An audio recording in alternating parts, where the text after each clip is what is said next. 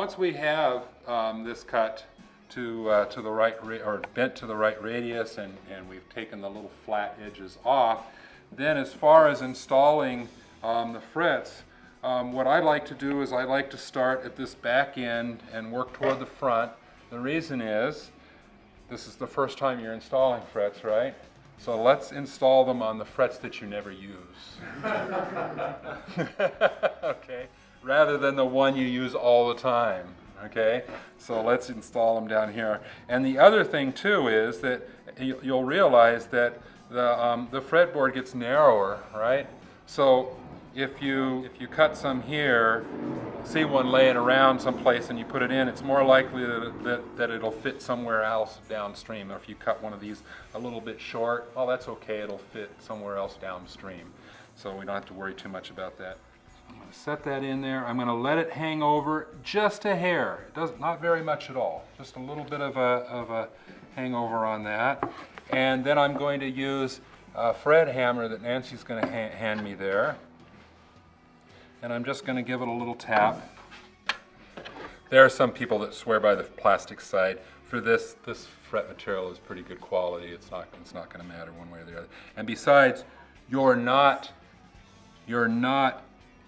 hammering the entire fret in. You're just putting, you're just kind of temporarily locating it, because we're going to use a fret press to actually install it. We're just kind of holding it there, and then what I like to do is I like to use the nippers vertically like this, because if you do it horizontally, you'll tend to try to pull them out, right? So if you do it vertically, it's less likely for that to happen.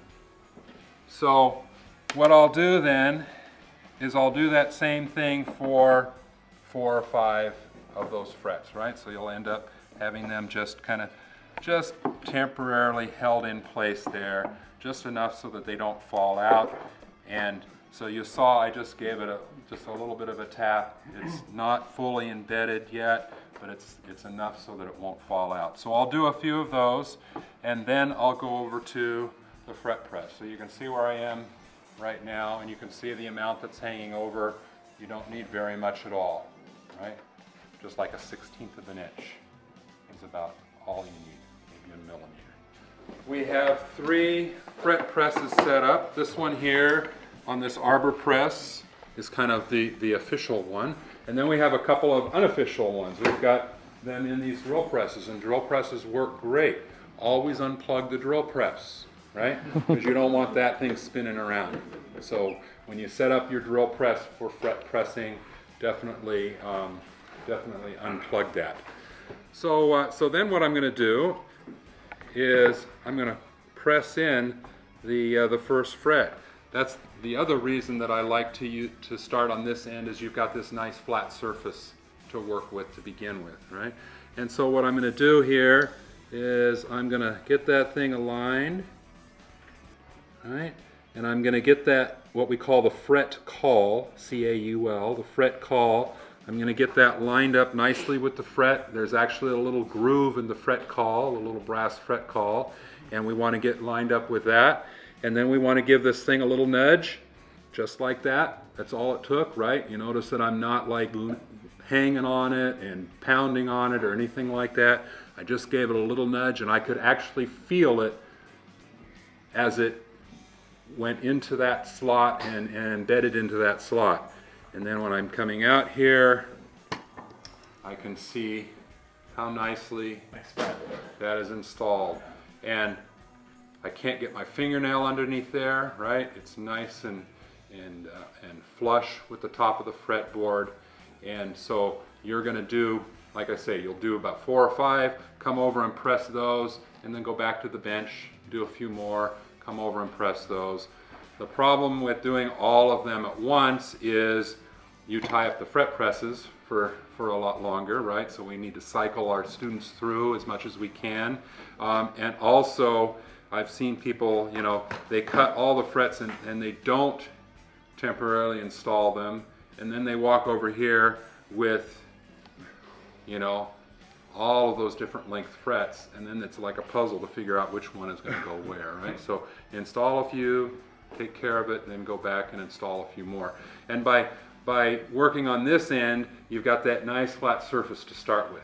Once you get down over here, then what you're going to do is you're going to use this little rest, this neck rest here. It's got a cork base, it's soft. Always check that there's nothing setting in there, especially fret wire material and such, because it will then dent the back of your neck. So we want to keep that nice and clean, and from that point forward we can use that to help us out.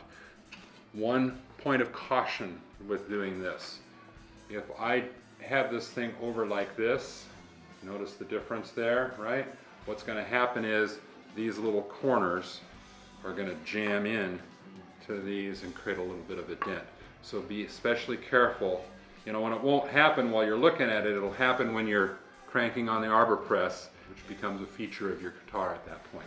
Okay, so be careful about where you put this, so that, you know, the same thing can happen on this other side here. So be really careful about that situation there. Okay, and so that's about it. Any questions, concerns? Yeah. To avoid this, you mentioned this kind of digging on the Yeah. end. Like when we're doing these kind of frets in the middle, I guess it's mostly these ones. Yeah. What's the best way to do those? And Yeah, so you can see that I can get to these pretty easily with keeping the rest right there. Yeah, keeping a hand on the other side. And then the same thing over here, right? I can kind of hold down on this side as I'm pressing down, right? But when it starts to rock too much, that's when you want to get a call on there, right? But so that should allow you to get to the majority of those pretty easily. This is the place, these sharp, pointy edges that are still unfiled, this is the place where bloodletting can happen, right? So be extra careful. When you're working with fret material, always wear safety glasses, because you've got that sharp, pointy metal stuff flinging around, you know, and the person next to you is doing that too. So always wear some safety glasses. We don't want any of those things stuck in anybody's eyes. But also, you know, these edges here with that little bit of metal that we used a little while ago in our scrapers to our advantage, right, is now going to become a disadvantage when it runs into our skin. Okay. All right, so that's it.